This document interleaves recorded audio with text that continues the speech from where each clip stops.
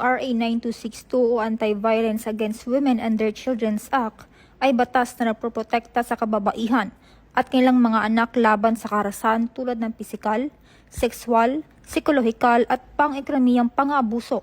Sa ilalim ng batas, may karapatan ang biktima na humiling ng protection orders, magpakonsulta sa Public Attorney's Office at maghain ng kaso para sa danyos. Ang mga lumabag ay maaaring makulong ng hanggang 20 taon at magbayad ng multa. Kung ikaw o ikakilala mo ay biktima ng kaharasan, huwag mag-atubiling humingi ng tulong. Tandaan, hindi mo kailangang tiisin ang pang-aabuso. May batas na magpoprotekta sa iyo.